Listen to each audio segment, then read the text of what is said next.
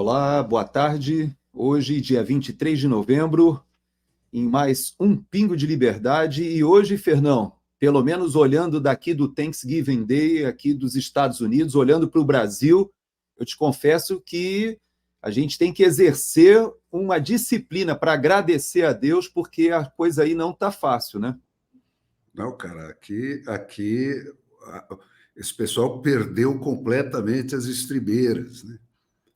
Eu tô a cada dia que passa, eu tô mais envergonhado perante a situação da Argentina, que teve aquela eleição, né, onde só houve manifestações dos eleitores, né, como deve acontecer em qualquer eleição democrática, né?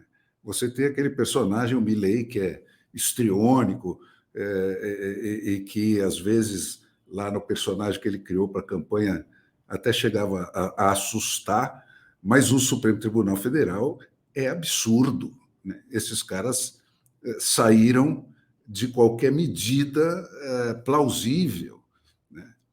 Hoje, essa sessão lá, eles passaram todo tipo de recibo, os caras perderam a noção, eles perderam a noção. E aí é aquele ponto que eu já vinha pisando, né, que eu temia, né, e que temo ainda, porque essa é a primeira de uma série que nós vamos assistir, né, porque é quando o golpista sente o primeiro aperto, né, é quando a lei a favor dele se esgota e acaba, que ele puxa a arma e sai atirando, né? Agora, Fernão, tem muita gente chegando agora, eu estou vendo gente de vários lugares do Brasil, Roraima, etc., até dos Estados Unidos. E tem gente que ainda não teve a oportunidade que você teve de assistir essa manifestação do Supremo Tribunal Federal. Deixa eu dar uma contextualizada para quem está chegando agora. Essa indignação do Fernão, você que talvez tenha percebido que ele já entrou no programa hoje amargurado, né?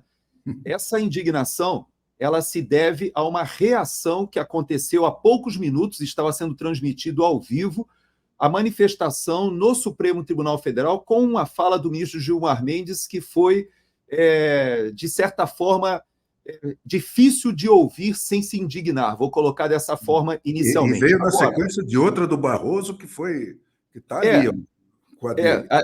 O Barroso fala como presidente, né, da Suprema Corte, mas o Gilmar Mendes ele fala como decano, e existe algumas coisas que a gente vai debater hoje durante o programa.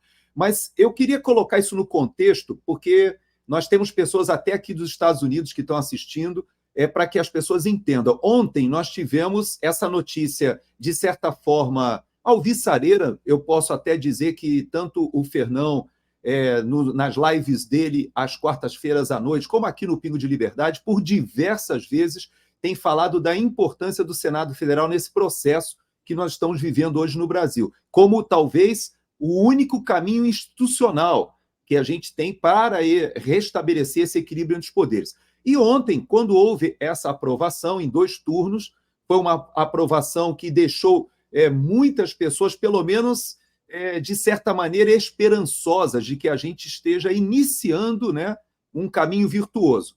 Hoje houve uma reação lá do Supremo Tribunal Federal, que eu vou colocar para vocês só um pedacinho da fala do Gilmar Mendes. Para enfrentar, uma vez mais, e caso necessário, as investidas desmedidas e inconstitucionais, agora, eventualmente, provenientes. Eu vou colocar o fato é que este Supremo Tribunal Federal, sempre atento às suas responsabilidades institucionais e ao contexto que o cerca, está preparado, não tenho a menor dúvida, para enfrentar, uma vez mais, e caso necessário, as investidas desmedidas e inconstitucionais, agora, eventualmente, provenientes do Poder Legislativo. E aí, Fernão? Inconstitucional quem escreve a Constituição que é declarado inconstitucional. Quem define o que a Constituição é ou não é que tem que ser declarado. Esse cara perdeu a noção, né? Ele é o marido daquela advogada que ganha todas no Supremo Tribunal Federal, né? Porque ele liberou essa beleza, né, esse instrumento em que o cônjuge pode patrocinar causas que ele vai julgar, né, está chamando o Congresso Nacional inteiro de pigmeu moral, né, dizendo que essa atitude de exigir aquilo que está prescrito na Constituição, que é a proibição de que ele tome, de que qualquer ministro do Supremo tome qualquer medida monocrática, né, aprove qualquer coisa só por vontade individual. E esse cara alega a Constituição para dizer que é inconstitucional reforçar esse ponto que já está na Constituição, né, de que nenhuma medida, nenhuma lei pode ser cassada como inconstitucional por decisão pessoal de um sujeito, de um indivíduo que não tem voto de ninguém, né, e que tem né, o campeão dos festivais em euro que tem por aí, né? Então, cara, ele declarou praticamente que ele não aceita a lei brasileira. Ele está invocando a Constituição para se agarrar nas decisões monocráticas que a Constituição proíbe.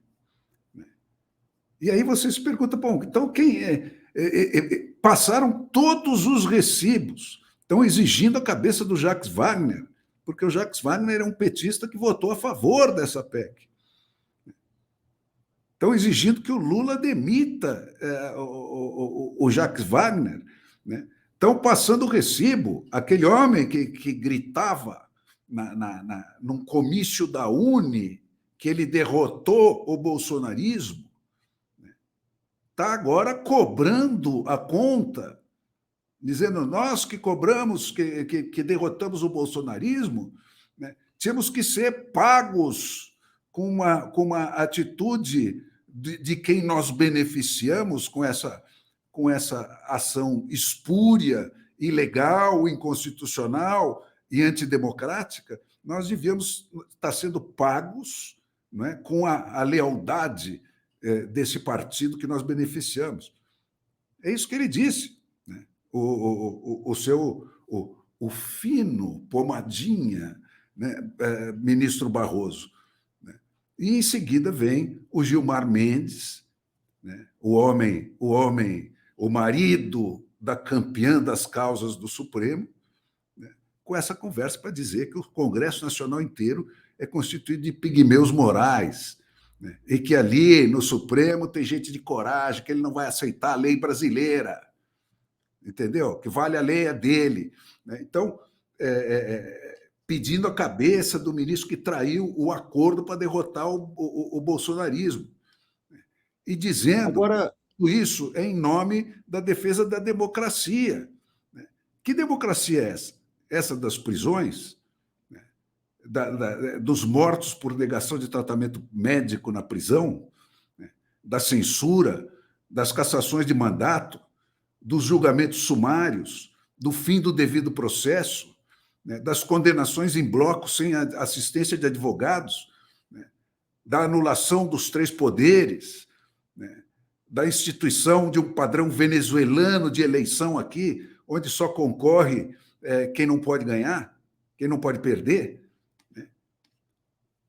Agora eles querem independência das leis nacionais. Esses caras perderam a noção, cara. E, Fernão, é interessante que eu percebi o aumento da temperatura durante o dia, né? E logo que eu acordei, eu já fui informado que esse tweet, né, da Eliane Cantanhede, para você ter uma ideia, houve uma reunião de líderes no Senado, a reunião de líderes do Senado, hoje de manhã, teve esse tweet da Eliane Cantanhede como assunto tratado na reunião de líderes. Porque ela, aí, de certa forma, ela dá um insight dizendo da indignação. Mas logo depois, houve uma situação ainda mais grave, porque eu não tenho nenhuma restrição ou ressalva de que o sistema Globo, a Globo News, ela se transforme ou tem alguns dos seus jornalistas que trabalhem como porta-vozes do governo. Eu não tenho nenhuma restrição, porque eu acho que você pode ter a emissora fazendo o que bem entender. Eu prego a liberdade jornalística. Mas eu queria aproveitar, já que essa jornalista ela tem fontes, né? Vamos ouvir o que ela falou hoje na Globo News. Federal, com quem eu consegui falar logo cedo, disse: olha, acabou a lua de mel do Supremo com o governo Lula e também com o Pacheco, que queimou todas as pontes que ele havia construído na corte. Uma pena. Eu estou trazendo para vocês aqui, literalmente, o que foi que eu troquei de informação com esse ministro. Olha o que ele diz, né? A lua de mel com o governo acabou. É uma traição feia. Foi uma burrice. O Barroso, eu vou detalhar para vocês logo mais, o Barroso está absolutamente irritado e se diz duplamente traído. Isso, cara, você vê, o cara passa esse grau de recibo, né? Esse grau de recibo. E isso era previsível. Eu estou dizendo desde o primeiro dia, né, que o sucessor, né, o Stalin do nosso Lenin, né, é o Alexandre de Moraes, né, que tá proposto assim, né, e que esse choque dele com o Lula inevitavelmente viria a acontecer. Eu não esperava que fosse nesses termos, né, porque, por enquanto, interessa absolutamente ao Lula que ele continue fazendo esse trabalho sujo que ele está fazendo, né, e tirando o rabo do Lula dessa seringa.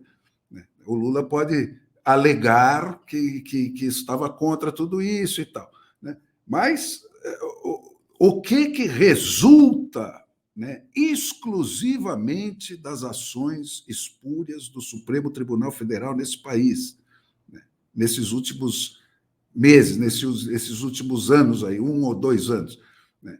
Nisso, quer dizer, acabou os 3 poderes, né? O Poder Judiciário está anulado. O Ministério Público está condenado, né, ameaçado, chantageado, calado. Né? O Poder Judiciário está calado. Não tem mais 3 poderes nesse país. Eles não peitaram o Lula ainda, porque, por enquanto, não precisou. Eles estão correndo na mesma raia. Né? Mas, se precisar, eles estão tão delirantes que até isso eles vão fazer. Agora não vão mais, porque vão recuar. Mas tudo isso, o Gerson, só é possível, né, porque o jornalismo brasileiro se suicidou antes de todo mundo. Né? Porque num país que tenha um mínimo de imprensa, é impossível acontecer o que aconteceu aqui. Né? E você interditar candidatos, caçar mandatos a granel, né?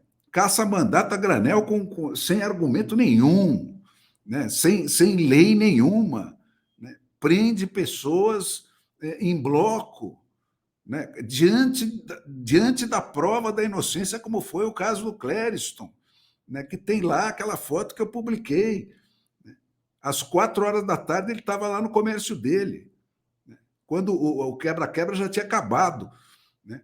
Nunca eles se dignaram a olhar isso, mandaram esse homem para a prisão, com 40 doenças, ele foi 36 vezes atendido na Papuda, né? E, evidentemente, que em cada uma dessas vezes, né, a família dele foi lá, levou atestados, impetrou habeas corpus, os advogados avisaram 400 vezes com todo tipo de atestado médico de quais eram as comorbidades que ele tinha, qual era o risco de morte, expressamente, né?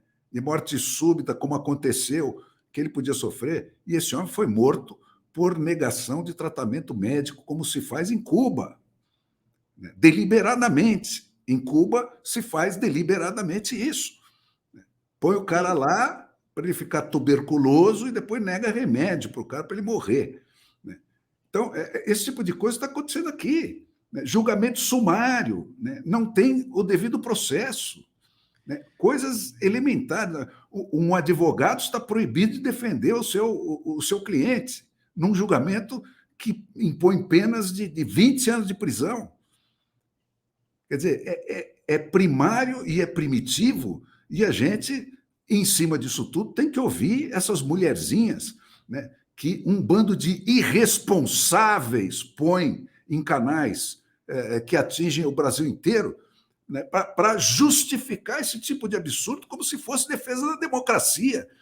Quer dizer, nós estamos num pesadelo de inversão completa de tudo, né, que é o que autoriza esse Gilmar Mendes e esse Barroso a chegarem nesse nível de delírio que eles chegaram hoje. Isso é delírio. Né? Delírio. Esses caras são constitucionalistas, né? Eles estão delirando. Né? Não é cinismo, eles estão num delírio mesmo, eles estão num tripe. Fernão, eu nem acho que isso é um delírio, não. Eu vou te dizer que eu acho que isso é um instinto de sobrevivência de quadrilha. Eu entendo que eles estão num tal nível de comprometimento uns com os outros no crime, porque existem crimes sendo cometidos ali, que eu acho que agora entrou naquela fase de todo mundo dar a mão para todo mundo ali. Vamos ver quantos estão, mas né? Agora, hoje abriu uma brecha, quer dizer, está muito em cima ainda para a gente processar tudo isso que aconteceu nessa sessão,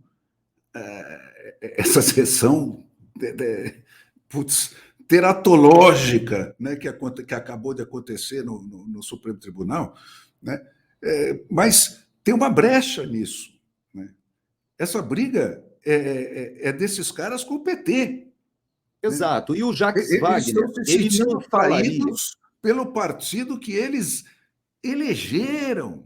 Exato. Eles estão confessando que eles elegeram esse partido e que esse partido deve a eles essa eleição. E que não pagar essa dívida é uma traição. Quer dizer, exato. Então, cara... Agora, por outro lado, Fernão, eu sei que você acha uma análise prematura, eu também. Nós temos o doutor Ezequiel hoje, um dos advogados que está no olho do furacão, ele já está aqui na sala, vai entrar daqui a pouquinho, mas quando você coloca dessa forma, nós já vínhamos falando há bastante tempo que a eleição do próprio Lula ela foi feita com uma amálgama de grupos que não são, é como misturar água e óleo. Quando você coloca Lula e Alckmin na mesma chapa, e quando você coloca um Gilmar Mendes e um Alexandre de Moraes, dando sustentação ao grupo que foi nomeado pelo PT ali, que deve a ele fidelidade, agora ainda entra o próprio advogado do Lula, ou seja, nós temos ali um Toffoli, nós tínhamos ali a Rosa Weber, que já saiu, mas sabemos que existe um grupo ali muito aderente ou fiel ao PT. Então, eu creio que essa tensão ela era questão de momento, em algum ponto ela eclodiria, mas quando você falou da imprensa, eu acho que essa eu gostaria até de fazer essa provocação, porque eu peguei essas quatro chamadas aqui sobre a morte, né, do Clezão, que aconteceu na segunda-feira, e eu queria mostrar para você como eles são sarcásticos, né? Veja que eles colocam patriota, entre aspas, em todas essas chamadas. Patriota, entre aspas, preso do dia 8 de janeiro, morre durante banho de sol na Papuda. Moraes cobre explicações sobre morte de patriota na Papuda. Saiba quem é o patriota que morreu após sofrer infarto na Papuda. Papuda, SEAP confirma que patriota preso no dia 8 de janeiro teve mal súbito. E todos os patriotas, entre aspas, de forma sarcástica. Então você percebe que há um nível de perversidade, de cumplicidade, que dá sustentação a esses loucos aí de se colocarem contra o próprio desde o começo, legislativo. o Gerson, desse drama brasileiro, eu tenho dito que a imprensa é a força armada dessa ditadura. Né? Foi ela que viabilizou que as coisas chegassem ao ponto que chegou. Porque se tivesse um mínimo de jornalismo em operação no país, é impossível as coisas chegarem nesse ponto. Né? Porque quando uma morte na prisão, né, de um sujeito que foi atendido 36 vezes, né, que na mesa do ministro responsável pelo caso tem 10 atestados médicos, 3 ordens de soltura, né, emitidas pelo Ministério Público Federal, e o cara ignora isso, né, e a imprensa engole essa truta, né, isso a mão desses caras está lá nesse crime, suja de sangue. Entendeu? Exato. A mão das pessoas que se comportaram assim está lá. Então, quando você chega nesse nível, que nem isso, nem uma morte com essas circunstâncias, né, vira uma manchete que não seja cínica, né, então não tem muito mais o que fazer. Por isso que põe o Ezequiel aí, porque o Ezequiel vai nos contar depois, né? Nós estávamos ainda pensando que nós estávamos já num Brasil que estava começando a dar os primeiros passos do retorno desse caminho sinistro, mas não é o caso. Mas ele ia falar do que está acontecendo ainda com os presos que estão lá, mas está convocada, né? Ô, Ezequiel, boa tarde. Boa tarde, Fernão. Boa tarde, coronel, toda a audiência. Agradeço o convite. Estamos à disposição. Ezequiel, então, antes de... Está convocada uma manifestação, né, em memória do Clezão, né, para domingo, na Paulista, né, onde o principal mote é esse. Mas eu tenho insistido com os organizadores dessas manifestações, né, que elas têm que ser focadas na única chance que existe do Brasil retornar ao padrão democrático sem uma conflagração, sem uma guerra civil ou sem um choque de proporções imprevisíveis, que é você mobilizar o Congresso Nacional a exercer os seus poderes constitucionais para brecar esse descalabro do Supremo Tribunal, que hoje chegou ao limite do impossível, né? Então, eu reitero esse apelo para a organização, né? Não se trata de falar termos vagos como Estado de Direito e coisa assim, porque o Gilmar Mendes alega que esse discurso absurdo que ele está fazendo é em nome do Estado de Direito. O Estado de Direito é o que ele acha que é o Estado de Direito, não é o que está escrito na Constituição, não é o que a lei escrita pelos congressistas eleitos pelos 150 milhões de brasileiros para escrever leis diz que é. Nada, é o que está na cabeça dele. Então, nós temos que ter um discurso diferente, né? Nós temos que fazer o Congresso agir para atalhar o abuso do Supremo Tribunal. Nós temos que ser específicos, né? Nós temos que ser específicos, né? A única chance da gente voltar é por aí. Então, dito isso, esvaziadas as minhas emoções, pelas quais eu peço desculpas, né, eu pergunto para o Ezequiel, como é que está o quadro dos presos políticos lá? E como é que esse episódio do Clezão afetou essa situação? O que você está vendo lá? A morte do Clezão, ela foi um divisor de águas nesse processo que nós vemos vivendo, né, desde o dia 8 de janeiro. Nós tentamos alertar por diversas vezes, estivemos inclusive nos Estados Unidos, na Organização dos Estados Americanos, participamos de diversos eventos, participamos de audiências públicas na Câmara, no Senado, para informar e avisar, alertar a população, alertar o próprio Supremo Tribunal Federal de que uma tragédia aconteceria a qualquer momento.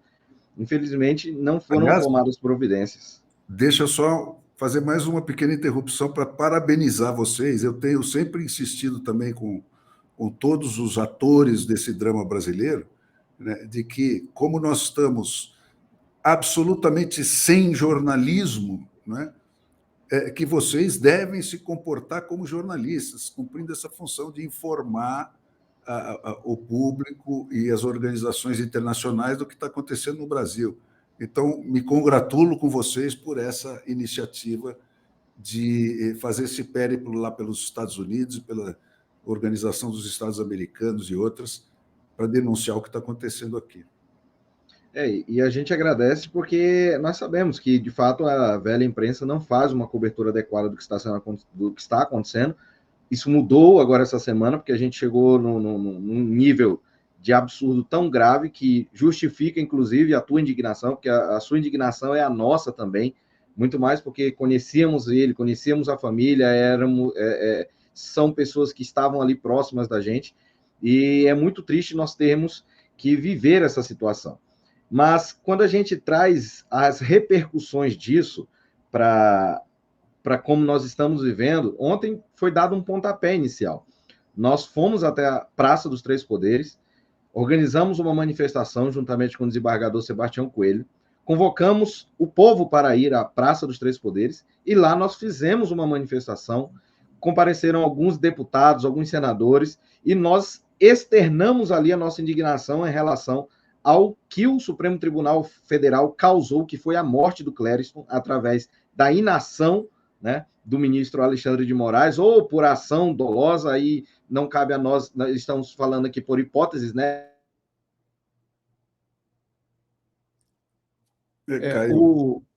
Ele caiu, vou aguardar ele voltar, mas enquanto ele tá voltando, Fernão, eu vou só passar aqui um pedacinho que é um pedacinho que ele está se referindo lá do desembargador.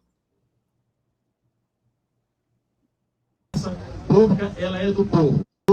Depois vamos caminhar na praça pública, porque a praça pública, ela é do povo. O nosso ato hoje aqui é para dizer que chega de Alexandre de Moraes. Nós vamos fazer uma manifestação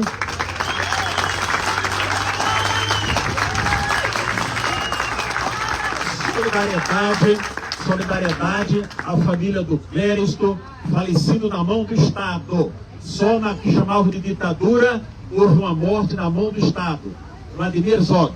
E hoje nós temos mais uma morte na mão do Estado, Clériston. Responsabilidade do senhor Alexandre de Moraes. Nossa pauta número 1 nesse país hoje é fora Alexandre de Moraes.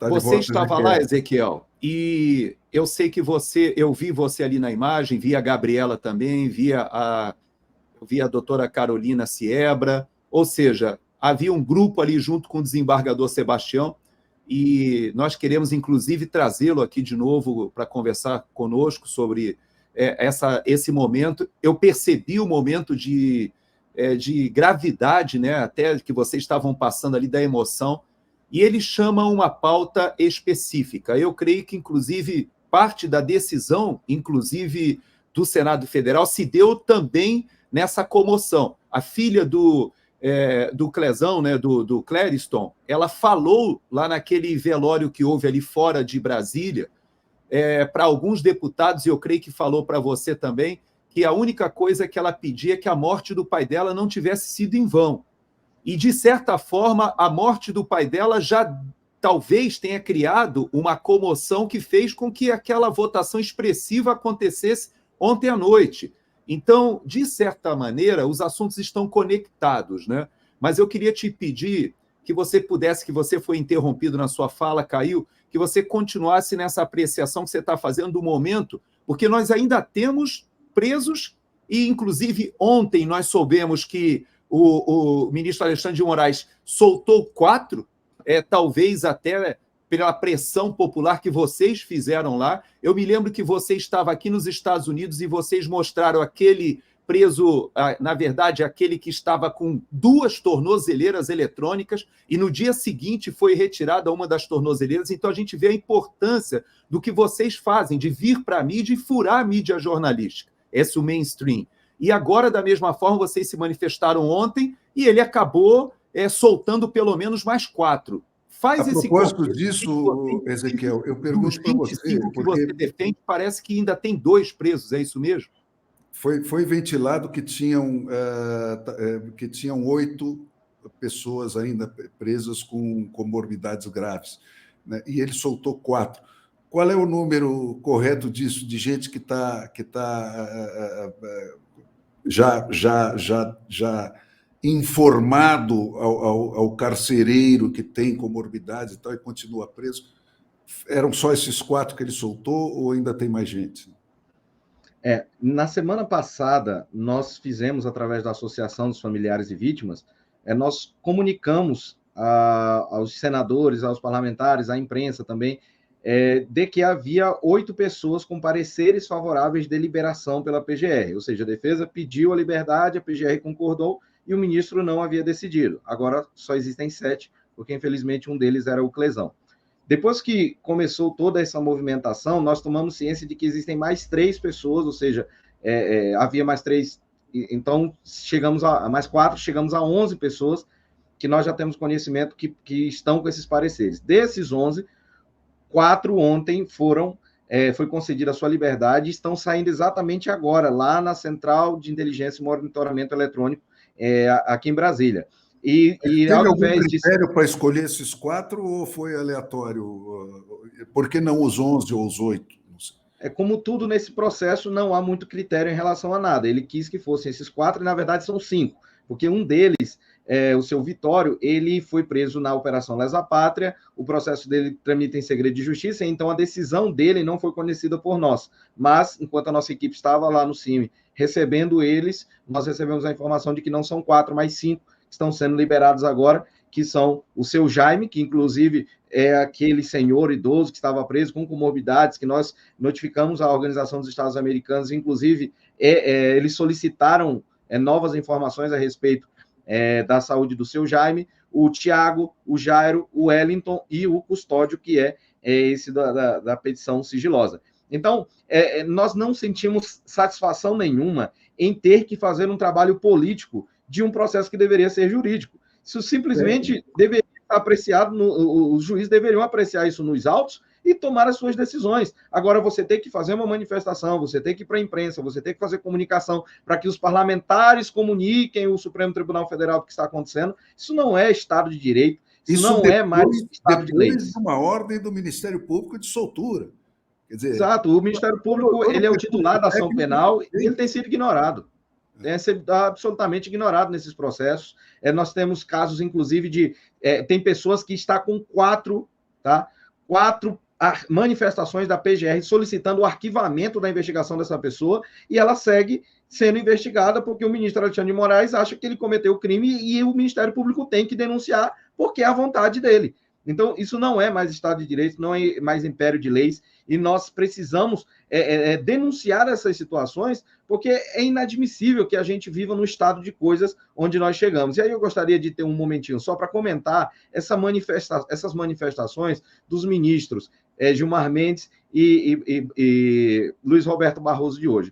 Quando o ministro Gilmar Mendes fala, porque ontem nós estivemos lá no Senado, nós saímos da manifestação e fomos para o Senado, primeiro, para dar apoio aos senadores para a aprovação dessa PEC que foi aprovada ontem, a PEC número 8. Segundo, para pressionar o senador Rodrigo Pacheco, porque foi algo que nós também falamos ontem na manifestação, de que cabe a ele, porque os parlamentares vão ingressar dentro de algumas horas com um pedido de impeachment no ministro Alexandre de Moraes, e cabe a ele dar seguimento a esse pedido. E essa é uma pauta que nós vamos bater agora, enquanto nós pudermos. Impeachment fora Alexandre de Moraes, porque não há mais condição de esse cidadão permanecer na Suprema Corte Brasileira. Então, nós fomos para o Senado Federal e estivemos lá e nós vimos ali coisas absurdas. Ministros do STF ligando para os senadores para dizerem para eles votarem contra a PEC. Aí agora o STF começa a reclamar, esses ministros começam a reclamar porque o Senado está exercendo o seu munus constitucional, fazendo esse tipo de manifestação pública. Interferência de um poder no outro. São caras de pau, meu. Isso é um tremendo absurdo. Aí o ministro Gilmar Mendes fala que o STF não vai admitir intimidações. Ué, quer dizer que o Senado exerceu a sua atividade legiferante, para ele é intimidação? O ministro Gilmar Mendes é uma pessoa que ele não merece nenhum respeito. Ele julga as vidas das pessoas sorrindo. Nós estivemos lá no julgamento dos réus do 8 de janeiro, quando eram presenciais, antes deles se sentirem constrangidos, né? Ele ficava rindo, achando graça do que as pessoas estavam sendo condenadas, acabando com a vida das pessoas. Ele é uma pessoa que só está preocupada com seus interesses pessoais e se preocupa muito pouco com o Estado de Direito. É uma pessoa que envergonha a Suprema Corte do Brasil, que já teve tantos decanos respeitáveis. E o ministro Barroso, hoje, vai e fala que não se sacrificam instituições no altar da conveniência política. Eu queria ter a oportunidade de perguntar para o ministro Barroso que se não se sacrificam instituições, ele concorda, então, que se sacrifiquem vidas no altar das conveniências políticas, porque foi isso que aconteceu.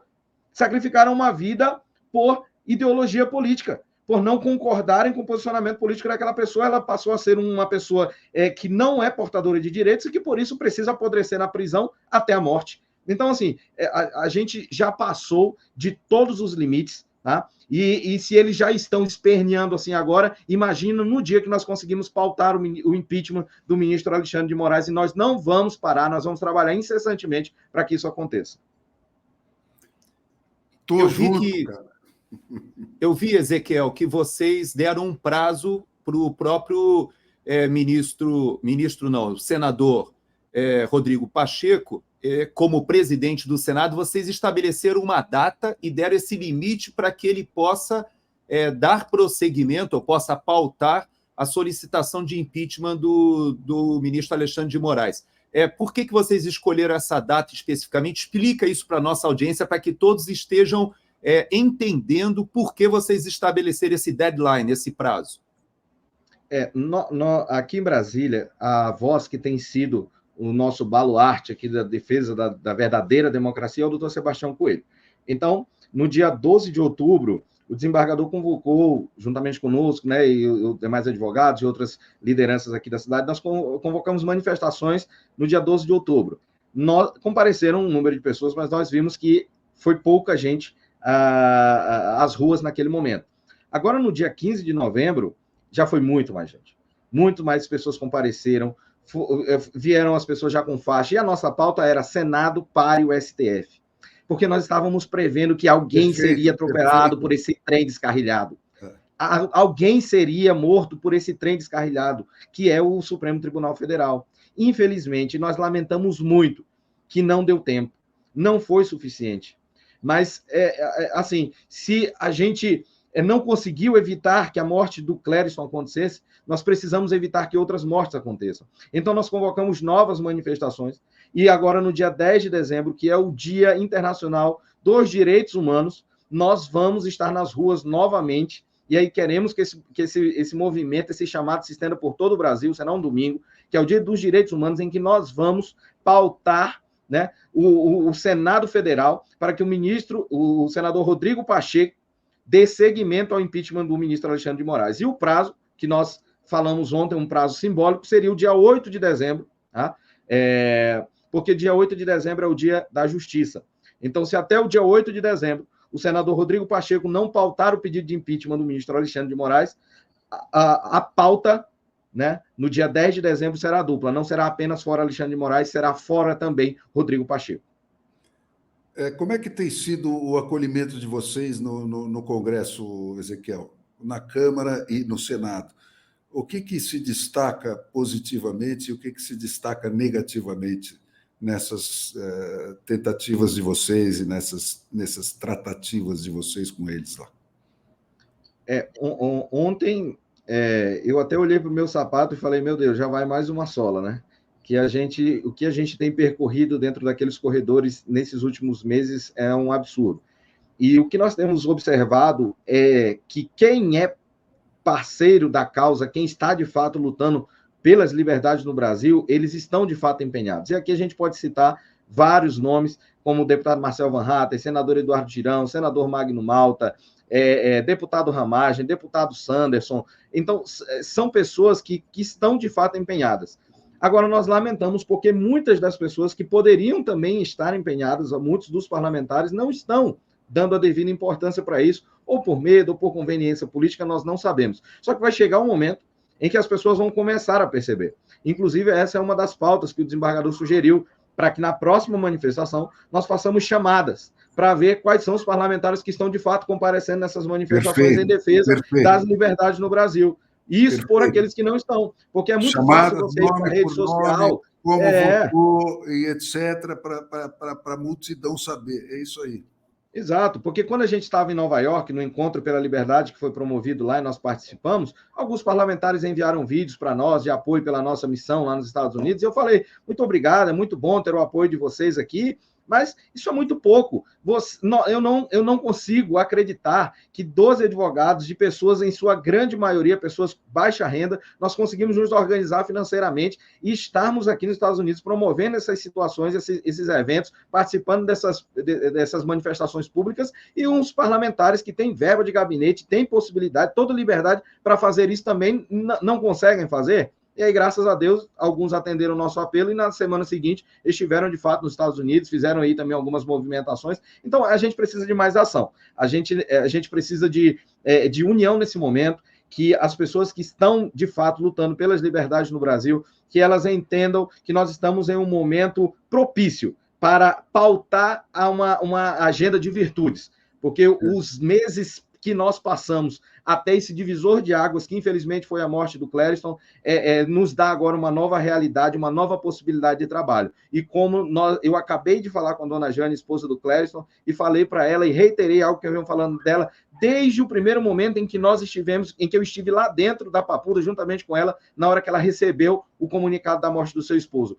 Uma das primeiras coisas que eu falei para ela é: o Clériston é um mártir, o Clériston é um herói, e a história dele não será em vão, a morte dele não será em vão, nós vamos transformar o sangue dele em uma fagulha de esperança para o Brasil.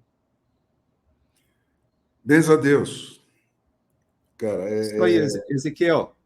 Olha, eu, de fato, você sabe que eu tenho acompanhado de bastante perto, e o Fernão também, inclusive, é um compromisso do Fernão, que eu gostaria, inclusive, publicamente, de dizer da minha admiração pela decisão que ele tomou lá atrás, dizendo que enquanto houvesse um preso político, ele não se calaria.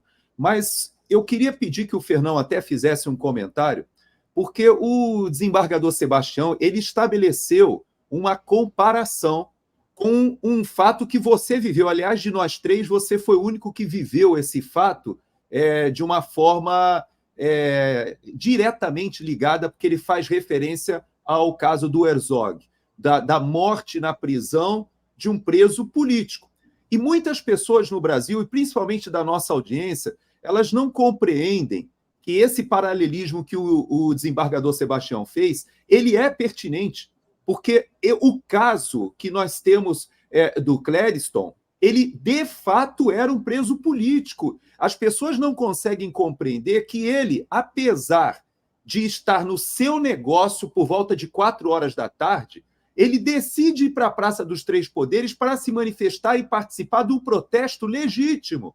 E o pior, ele vai para aquele local. Todas as pessoas que aparecem nos vídeos vazados para a CNN depredando não foram presos, já tinham se evadido do local, e ele chega no final da tarde e é preso e mantido preso até a morte, mesmo com todas essas comorbidades, passando mal várias vezes. Ou seja, nós temos o caso do Herzog, que você, Fernão, vivenciou, né, naquele período.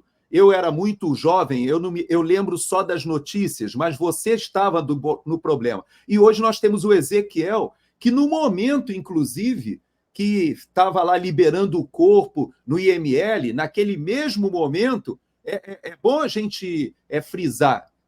O Ezequiel me mandou uma mensagem dizendo: eu estou aqui, a família está liberando o corpo no IML, enquanto o presidente Lula está condecorando o ministro Alexandre de Moraes na frente do ministro dos Direitos Humanos e sendo aplaudido. Ou seja, eu não creio que seja insensibilidade isso, eu creio que isso já é uma perversidade.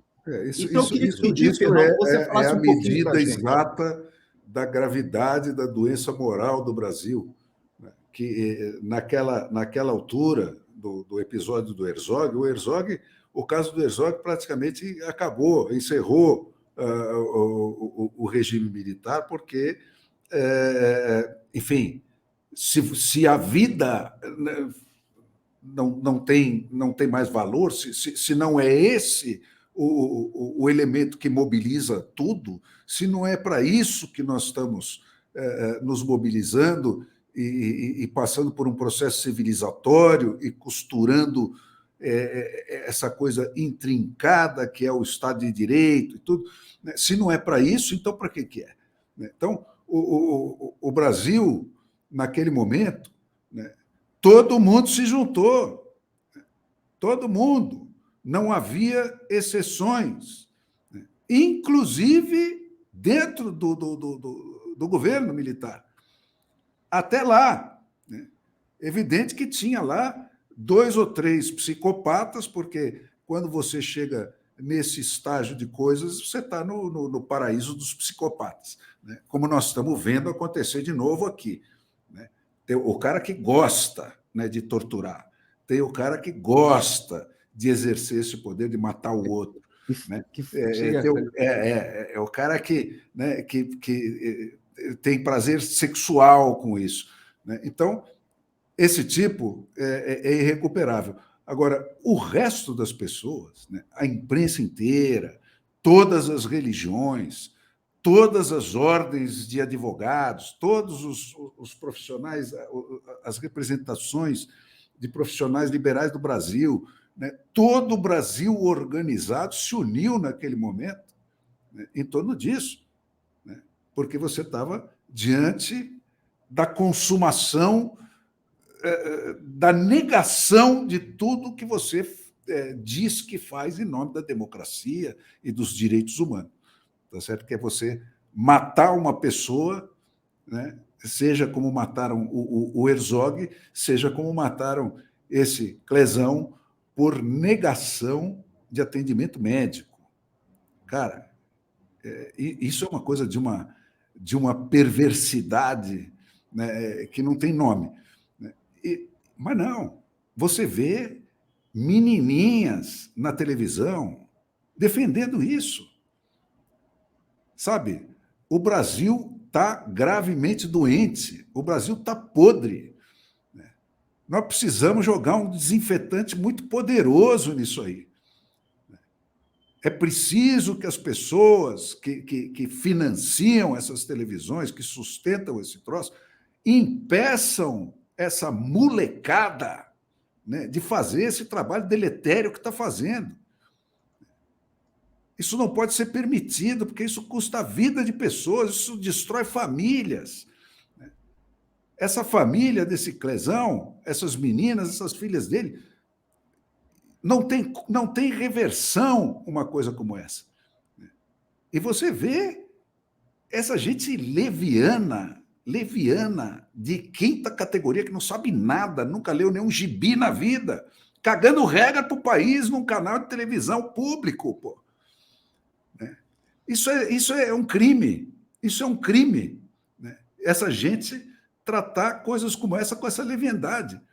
Porque você está jogando 200 milhões de pessoas numa fogueira que não tem fim. Se a gente não detiver esse processo agora, onde ele está, isso aqui vai virar esse troço que a gente olha pelo mundo aí. Não pense que vai ser diferente aqui, porque não vai. É verdade. Não tem fim. As coisas começam desse jeito, não tem fim. Elas vão até o desastre completo. Você regride para a lei da selva. Regride para a lei da selva. Sabe qual é Agora, a nossa Ezequiel, esperança? Pois não, coronel. Pois não. Eu queria te pedir o seguinte, olha só. Para muitas pessoas, a impressão que ficou com essas palavras do desembargador Sebastião, e até quando você reitera aqui, é que passou a ser uma questão pessoal com Alexandre de Moraes. E eu queria que você explicasse para a nossa audiência que não se trata, tecnicamente, juridicamente, não é uma questão emocional ou pessoal de vocês, advogados, contra o psicopata. Eu digo psicopata porque eu não sou advogado, eu não preciso me manifestar tecnicamente como você. Eu já venho dizendo que o ministro Alexandre de Moraes ele não reúne as condições, nem mesmo morais, nem jurídicas, nem constitucionais, de conseguir conduzir um processo dessa seriedade há muito tempo. Em dezembro, nós estávamos ainda comentando um momento em que ele vai a um evento jurídico, na presença de advogados, e estimulado pelo Dias Toffoli, que faz uma comparação com o 6 de janeiro aqui dos Estados Unidos, em que ele fala, mas no 6 de janeiro, na invasão do Capitólio... Veja que nós estamos falando de dezembro, muito antes do nosso 8 de janeiro. E o Dias Toffoli fala, foram presos tanto. E o Alexandre de Moraes, com uma alegria, com um olhar de psicopata, ele diz, e nós ainda vamos prender muitos. E o pessoal ali, a minha tristeza, e como o Fernão fala dessa doença moral, as pessoas aplaudiram e riram quando ele falou que ele ainda prenderia muitos. Então, eu queria te dizer o seguinte, Ezequiel, eu sei que não é uma questão pessoal. Por quê? Porque quando o ministro Alexandre de Moraes, na semana passada, ele voltou atrás numa decisão e a gente pensava que ele agiria com o mínimo de bom senso, ele reiterou os 17 anos, e eu queria que você falasse sobre isso, porque ele se equivocou por uma única razão, e talvez a nossa audiência não saiba disso, porque ele desconsidera o trabalho de vocês, advogados. A OAB, será que não percebeu que agora já não é momento de ficar esquerda-direita? Agora é um momento de nós nos unirmos, como falou o Fernão, porque a gravidade mostra que o ministro Alexandre de Moraes sequer ouve a defesa, porque foi uma coisa tão ridícula o que ele fez de associar aquele condenado a ter passado dentro do acampamento, quando ele chega do Rio Grande do Sul, vai para o CTG e depois vai para a praça, e quando ele prova, o ministro Alexandre de Moraes diz, ok, eu me equivoquei, mas vou dar 17 anos. Ou seja, existe não só a incompetência do Supremo Tribunal Federal, mas existe também o impedimento do ministro Alexandre de Moraes, que vocês têm falado, eu tenho lido nos argumentos de vocês. Dá para você explicar que não é uma questão pessoal, mas técnica, que ele não poderia estar mais julgando esses casos? Diferentemente do ministro Alexandre de Moraes, o que nós buscamos nesses processos é justiça. E o que ele busca nesses processos é vingança. Essa é a simples diferença, porque quem busca justiça vai buscar isso dentro dos mecanismos legais e constitucionais. E quem vai buscar a vingança vai fazer isso através do arbítrio, que é o que o ministro vem feito. E as ilegalidades e nulidades processuais, elas são infinitas nesse processo. Você tem a incompetência do Supremo Tribunal Federal para julgar essas causas, não é a corte competente. Você tem a suspeição do ministro Alexandre de Moraes, seja pelas suas manifestações.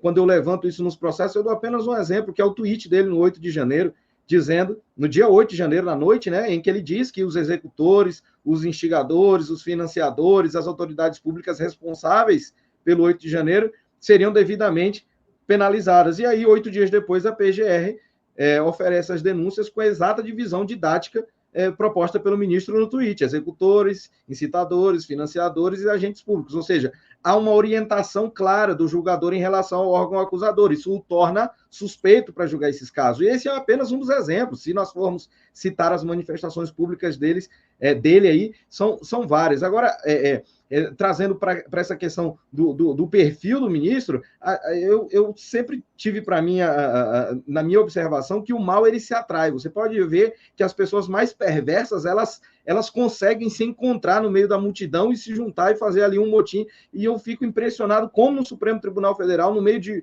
120 milhões de pessoas, parece que foram escolhidas a dedo aquelas pessoas. Entretanto, alguns deles eu vejo que há mais uma questão ali de interesses, seja políticos, seja financeiros, de poder, alguma coisa assim, mas o ministro Alexandre de Moraes, na verdade, a gente vê ali que ele tem prazer em trazer esse mal para as pessoas, porque ele não faz aquilo com pesar, porque eu tenho certeza que um juiz sério jamais vai ter prazer em condenar ninguém a 17 anos de prisão, ainda que essa pessoa mereça. Ele é o contrário, ele condena com prazer uma pessoa que não merece. Então, esse tipo de conduta é revoltante. E a nossa esperança é de que a grande maioria da população brasileira, a grande maioria dos parlamentares brasileiros, a grande maioria dos seres humanos que pisam em cima dessa terra, eles discordam dessa postura. Então, por conta disso, o próprio... Vamos tirar todas as pessoas, vamos falar do establishment político. o sistema vai expurgar o ministro Alexandre de Moraes, porque é impossível que uma pessoa dessa conviva em sociedade com essa quantidade de poder. Eu já falei isso numa entrevista que eu dei para o Paulo Figueiredo há um mês atrás, e reitero, o sistema vai expurgar o Alexandre de Moraes porque ele não consegue conviver em sociedade. E eu dou exemplos disso. Veja bem, estou terminando, Fernando, só para eu dar uns exemplos aqui. Ontem, na votação lá da PEC, o senador Jacques Wagner, que era o líder do governo, na ocasião era o líder do governo ali na hora da votação, né? Ele falou que a bancada do governo votaria contra, mas ele votaria a favor da PEC. Ou seja, já está havendo aí uma divergência entre uma pessoa que é fundador do PT, né, e o ministro Alexandre de Moraes. Aí hoje nós temos aquela manifestação da repórter dizendo que os ministros se manifestaram dizendo que acabou a lua de mel, seja com o governo, seja com o Senado, com o senador Rodrigo Pacheco, que até outro dia estava ali segurando todas essas situações.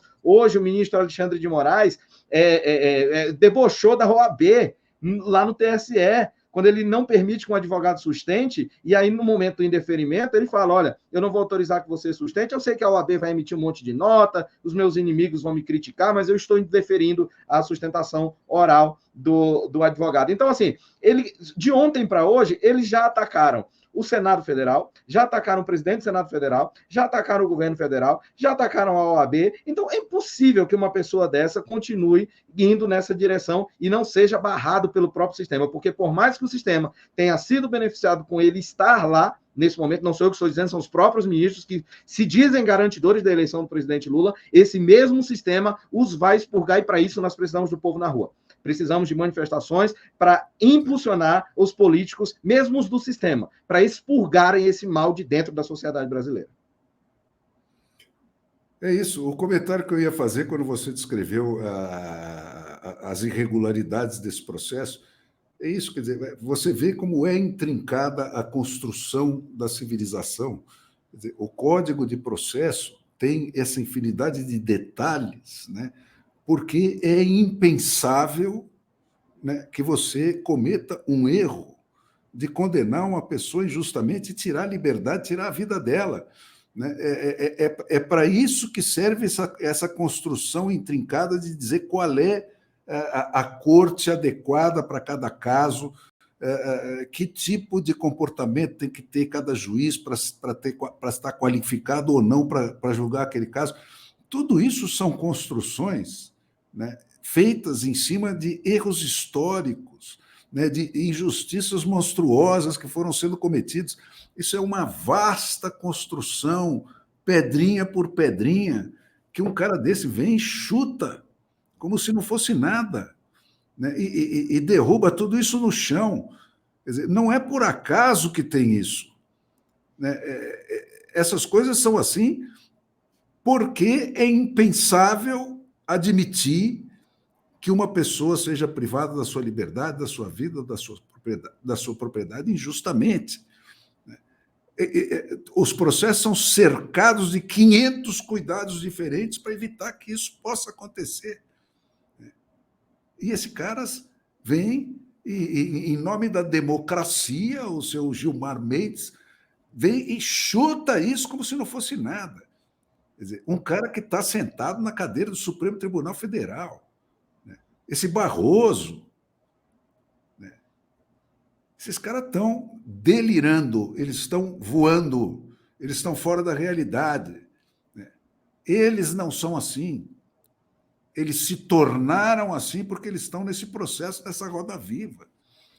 Né? Agora, Fernão, Ezequiel, eu queria aproveitar que você está aqui, eu vou até pedir desculpa ao Fernão, porque eu sei que essa imagem que eu vou colocar o deixa com ânsia de vômito. Ele já me falou isso, mas eu sou obrigado a colocar essa questão, porque você está aqui, Ezequiel. Na semana que vem, nós vamos entrevistar aqui no Pingo de Liberdade, já dou essa informação em primeira mão para a nossa audiência, a Paula Schmidt. Mas por que eu estou trazendo a Paula Schmidt para a nossa conversa hoje aqui, Ezequiel? Porque ela fez um tweet em que ela esclarece o que estava acontecendo dentro do presídio e ela faz um comentário que foi muito mal interpretado até nas redes sociais, etc. E ela vai, semana que vem, falar para a gente sobre isso. Mas, Ezequiel, eu queria que você falasse para as pessoas e contasse a verdade do que aconteceu naquela visita que houve e que a ex-presidente do Supremo Tribunal Federal, na sua despedida, ela fala e dá a impressão de que os presos e o próprio Clezão teriam recebido o Alexandre de Moraes com aplausos e que eles estavam agradecendo ao Alexandre de Moraes de estarem presos ali, de estarem sendo tratados ali. Existem condições que estão sendo denunciadas por vocês que os presos estavam sendo submetidos e que ninguém toma conhecimento. É impressionante como o mainstream jornalístico não foi lá dentro do presídio ver aquelas condições. E eu queria, por favor, me desculpe aí o Fernão, que eu sei que você odeia essa cena, mas eu vou compartilhar com a nossa audiência esse comentário que a Paula Schmidt fez, ela estará conosco semana que vem. Mas ela diz o seguinte: essa é a cena mais obscena e perversa que já vi na vida. Grotesca, subhumana, macabra. O tom de voz, o sorriso, a frivolidade com que o mal é elogiado, não lembro de ter visto algo tão imoralmente sórdido nem em filmes sobre nazismo. E eu vou colocar só um pedacinho aqui para que você explique para a gente a mentira que essa mulher está falando.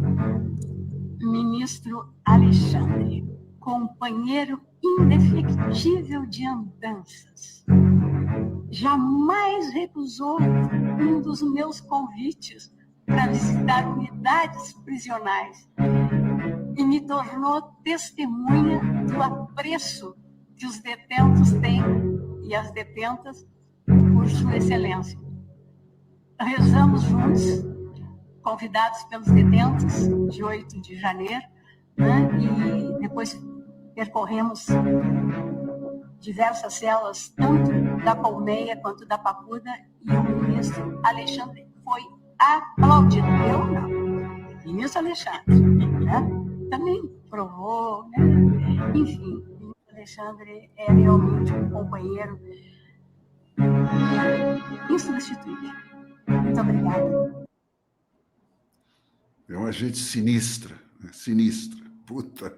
Ezequiel, por favor, dá para você esclarecer para a nossa audiência se é verdade que nesse dia da visita as presas, como eu conversei com a Gabriela Ritter e outras pessoas, elas se urinavam de medo na presença deles? Será que você podia esclarecer para a nossa audiência o que aconteceu nessa visita, que essa senhora, quando se despede do Supremo Tribunal Federal, tem essa atitude de perversidade, de sarcasmo, de falar o que ela falou? Coronel, primeiramente, né, tem várias observações nesse vídeo que a gente pode fazer. Primeiro é esse asco, né, que a gente sente, que é o algoz, né, tripudiando do que ele está fazendo com a sua vítima. Né? Então, isso aí para nós é terrível. Mas, antes de tudo, queria dizer que eu tenho uma admiração pelo trabalho da Paula Schmidt. Ela, inclusive, foi uma das primeiras lá no site Poder 360 que divulgou a forma como essas pessoas estavam sendo tratadas, os julgamentos, as audiências de custódia. Ela foi uma das primeiras pessoas que denunciou de jornalistas sérios que a gente conseguiu observar. Mas, nesse episódio específico, quando isso aconteceu, que eu tomei ciência desse vídeo, imediatamente eu contatei com as minhas clientes que estavam lá nessa ocasião. E o que elas disseram foi absolutamente o contrário, né? Que você sabe quando a pessoa... Eu já fui policial militar, já trabalhei na rua. Eu, infelizmente, tive a oportunidade de ver algumas vezes as pessoas nos seus últimos momentos de vida, agonizando. E a pessoa simplesmente perde qualquer noção de racionalidade.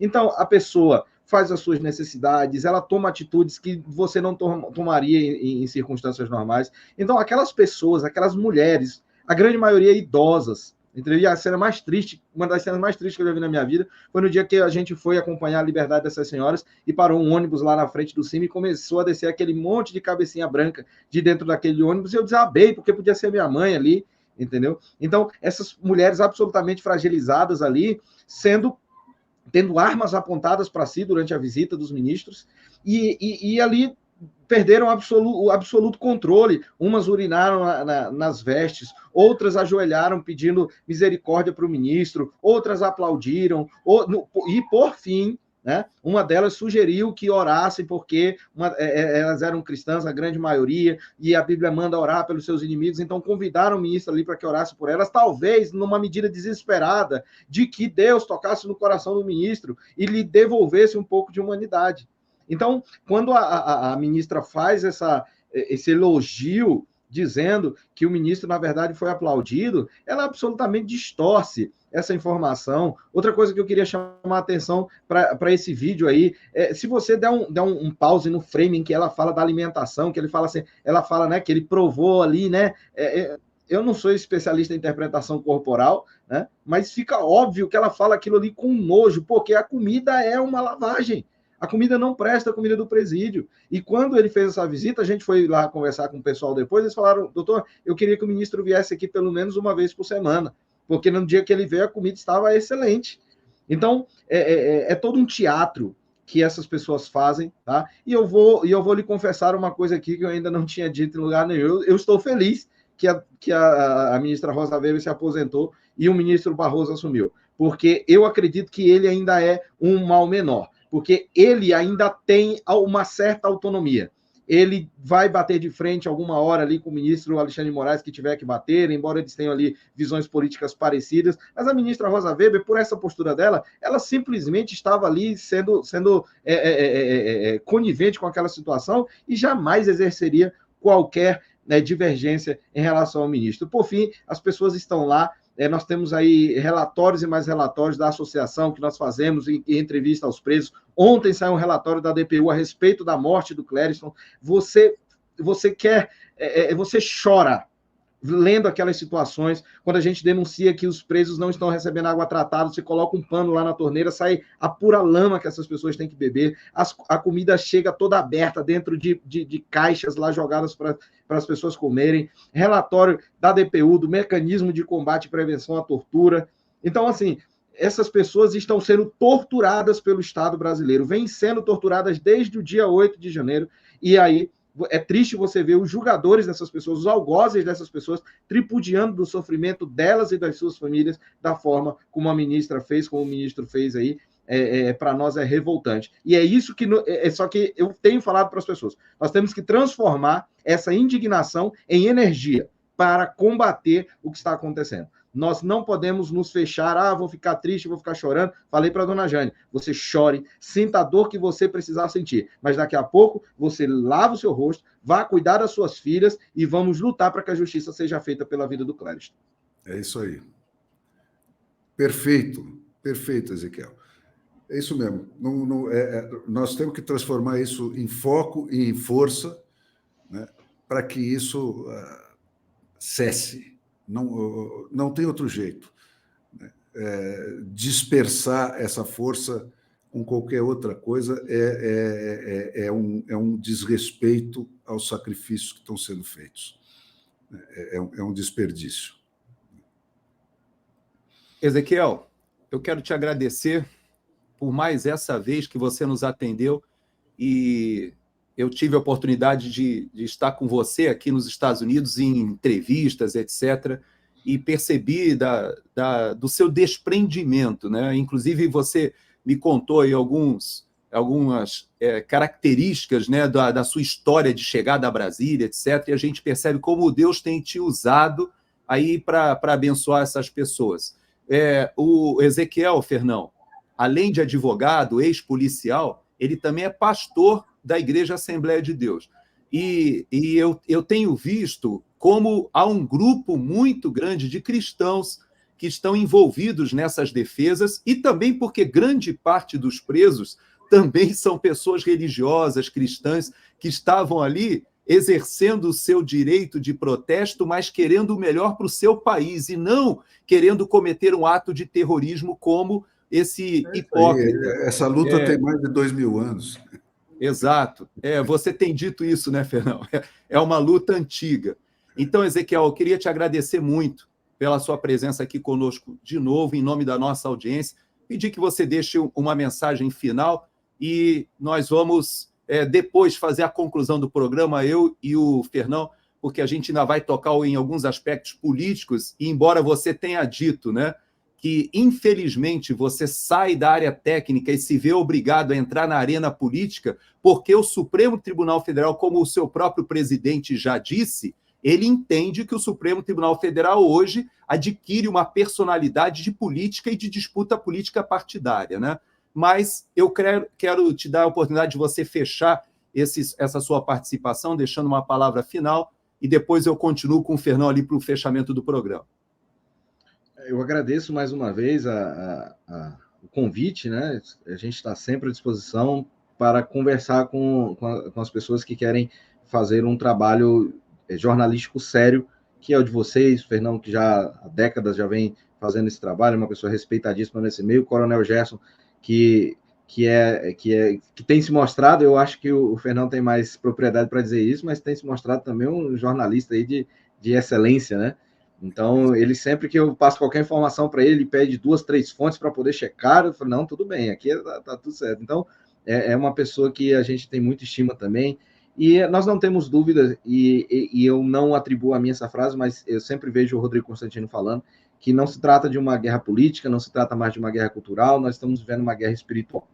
Quando você tem 90% das pessoas que estão envolvidas nesses casos, os réus do 8 de janeiro são cristãos, quando essas pessoas são impedidas de exercer a sua liberdade religiosa, e há 2 semanas atrás o ministro Alexandre de Moraes publicou uma decisão autorizando, negando que a pessoa participasse dos cultos, que a pessoa exercesse a sua liberdade religiosa, né? Falou, você pode ir na escola dominical, mas no culto à noite não. Então, só o fato de a pessoa precisar pedir para exercer a sua liberdade religiosa já é um absurdo, o fato de o ministro não conceder é ainda mais. Então, essa é apenas... Exato. Essa é apenas mais uma das violações. E eu, como pastor, obviamente, isso é algo que me toca profundamente, né? E a gente está fazendo nada mais do que exercer os mandamentos de Cristo, que é lutar pelo órfão, pela viúva, pelo desamparado, por aquele que está no presídio, porque Cristo falou que quando nós fôssemos visitar alguém desamparado numa prisão, era como se a ele estivéssemos visitando. Então, nós temos isso como missão. Essa semana, inclusive, escrevi um artigo, não sei se a Gazeta do Povo já publicou, mas eu falei da liberdade religiosa e do 8 de janeiro, como o Supremo Tribunal Federal tem violado a liberdade religiosa nos casos do 8 de janeiro também. Então, é um tema que, para mim, também é muito caro. A gente está tendo o congresso do Instituto Brasileiro de Direito e Religião, que eu faço parte, está ocorrendo ali, Itajaí. Não pude ir, estava com a viagem marcada, mas por conta dessa fatalidade que ocorreu com o Clériston, eu tive que ficar em Brasília essa semana para essas movimentações. Mas, de qualquer maneira, eu agradeço muito a oportunidade. A gente está sempre à disposição e eu fico feliz de poder estar nessa batalha ombreado com vocês. Nós vamos vencer, nós vamos trazer para o Brasil as liberdades que nos foram tomadas, porque Deus está no controle de todas as coisas, e se Ele está no controle, a gente não tem por que temer, porque nós sabemos que a vitória virá. Então, muito obrigado, parabéns pelo trabalho e que Deus abençoe a todos. Obrigado, Ezequiel. Fernão, muito trabalho pela frente. Eu tenho dito, Fernão, algumas pessoas têm me criticado, e eu tenho como fazer esse desabafo com você aqui, porque eu tenho recebido muitas críticas nas redes sociais pelo fato, obviamente, de que eu sou coronel do Exército, e muitas pessoas entendem que a solução para essa situação é uma solução revolucionária, em que você mesmo chegou a citar hoje em dia que, se o Poder Legislativo não exercer o seu papel, nós caminhamos até por uma guerra civil, por uma situação de derramamento de sangue entre brasileiros, de fratricídio. E num momento como esse, você que já experimentou essa convergência, né, que aconteceu quando houve aquela questão da própria morte do Herzog, eu espero que, com sinceridade, que a morte do Clériston, de alguma maneira, acenda essa sensibilidade das pessoas que estão se deixando levar pela disputa e batalha política e não percebem que existem pelo menos aí 1.500, quase 2.000 brasileiros que estão sofrendo as consequências dessa disputa política. Então, eu quero te dizer que você tem sido, para mim, uma âncora segura de me manter dentro dessa linha, vamos dizer, sóbria, de acreditar que a solução, do ponto de vista conservador, é uma solução demorada, dolorida e que vai nos levar a um processo de bastante sofrimento, mas eu não acredito muito em atalhos. E eu quero te dizer que você tem me ajudado, pelo menos, a vislumbrar aí uma solução institucional. Gerson, o que eu posso trazer para essa luta é a minha experiência, né, de observador muito atento de processos como esse ao longo da história do período da minha vida e de muito antes disso. Eu mergulhei fundo nisso. Eu tenho procurado identificar quais são os pontos chaves que determinam as mudanças, não a partir do que eu acho, mas a partir do que aconteceu com quem conseguiu sair de situações como essa. Como conseguiu. E você acaba identificando, são muito poucas coisas, muito objetivas. Os processos históricos têm chaves comutadoras, que mudam sistemas de seleção negativa para sistemas de seleção positiva, invertem os vetores de força que atuam sobre as sociedades. E para nós está aí, quer dizer, o único fio de conexão entre o Brasil oficial, que é esse país doente, podre, que está aí, e o Brasil real, que é o paciente dessa doença, é o Congresso Nacional. Uma ponta dele que ainda mergulha concretamente na fonte legítima, na única fonte legítima do poder, que é o povo. Então, nós temos que pegar esse instrumento na unha, e você aí tem um roteiro. Quer dizer, no momento, eu fiz uma live ontem, onde eu destrinchei isso muito didaticamente. Sugiro que as pessoas procurem depois no YouTube. Você tem determinados passos que são obrigatórios para nós sairmos dessa situação. No momento, o Brasil real está expulso para fora do estádio. Nós estamos fora do jogo. E a maneira de voltar para o jogo é deter o instrumento de força que está sendo usado para destruir o sistema institucional brasileiro, que é o Supremo Tribunal. E quem tem que fazer isso é o Senado. É ele que tem essa atribuição. O Senado e a Câmara, porque agora essa medida que foi aprovada para o Senado vai para a Câmara. E já está lá o Arthur Lira. Então, tem que fazer força para obrigar o Congresso a assumir o seu papel e deter o Supremo Tribunal e, com isso, restabelecer os três poderes. Isso é a medida mínima para botar de volta a torcida para dentro do estádio, para nós podermos voltar a influenciar o jogo. E uma vez de volta no estádio, com os três poderes reconstituídos, com o judiciário funcionando, com o Ministério Público funcionando, nós precisamos descobrir os meios de puxar os brios do judiciário e do Ministério Público, porque eu não quero saber qual é o passado deles, qual é o grau de corrupção que existiu ou existe lá dentro. Quer dizer, o fato é que é imprescindível você ter os três poderes, por piores que eles sejam. Eles têm que estar funcionando até para você poder reformar eles.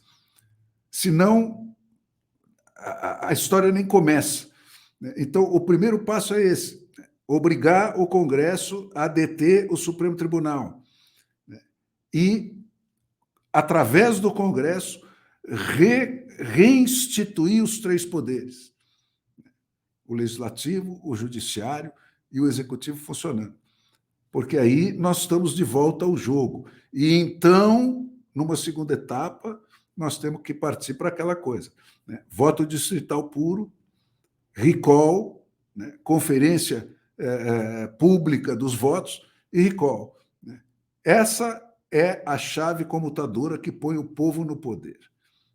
No momento que você for o dono da continuação da carreira dos políticos, eles vão passar a jogar ao seu favor. Exato. Enquanto não é isso, é ilusão de noiva pensar que eles vão jogar a seu favor. Né?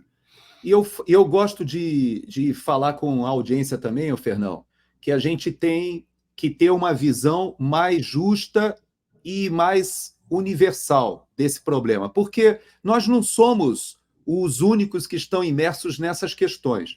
Vejam que, por exemplo, houve uma eleição na Holanda, a direita venceu na Holanda agora, mas por quê?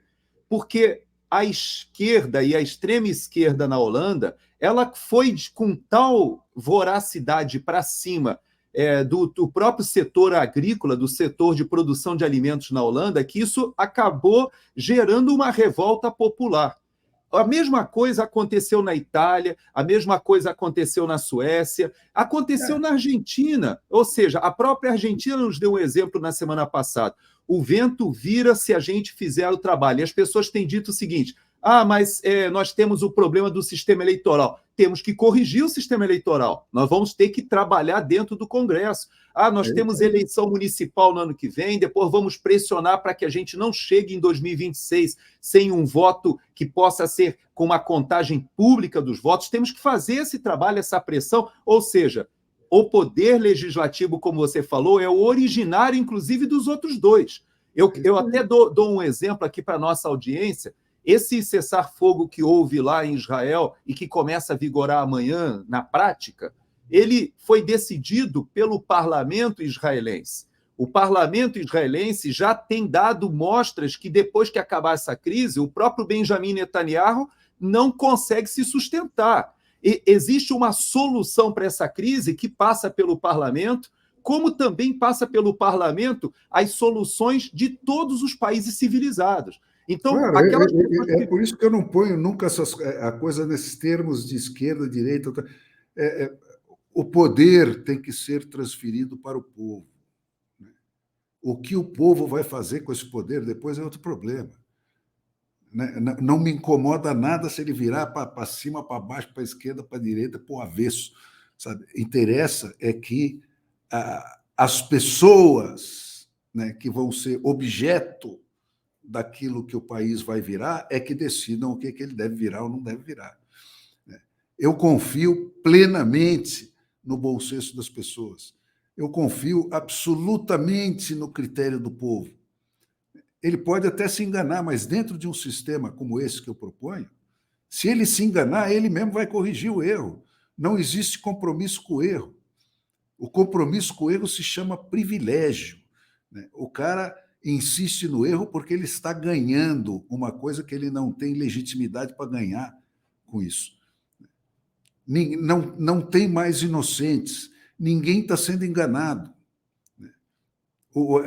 Esses caras que estão falando essa mentirada por aí não enganam ninguém.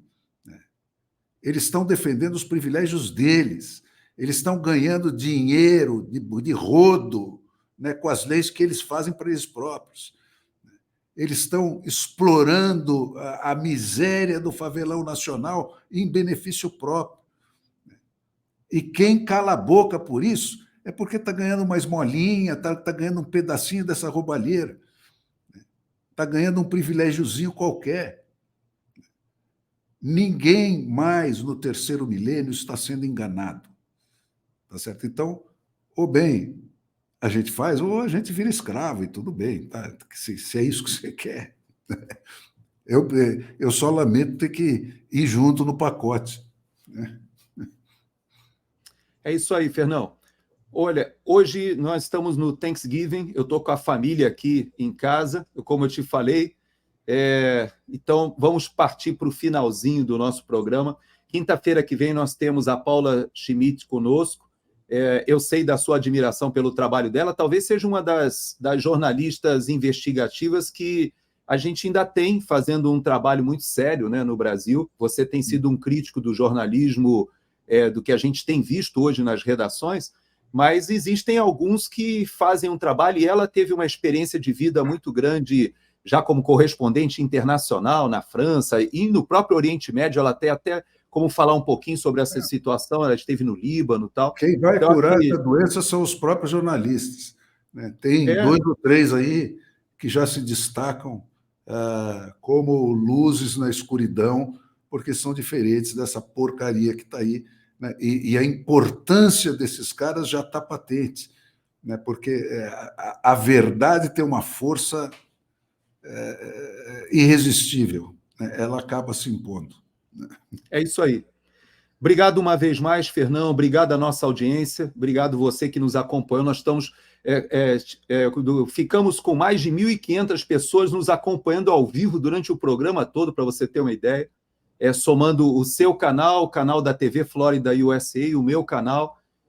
Estão também no meu canal do Rumble, também no Twitter. Ou seja, nós, com certeza, ao vivo, nós tínhamos ali mais de 2, quase 3.000 pessoas nos assistindo. E depois, aqueles que vão assistir mais tarde, de noite, pedimos que você divulgue os canais e sugira para as pessoas. Tratamos hoje de assuntos muito importantes aqui. E que, se Deus permitir, quinta-feira que vem, às 4 horas da tarde, estaremos em mais um Pingo de Liberdade e esperamos na semana que vem. Obrigado, Fernão. Obrigado a cada um de vocês. Obrigado, gente.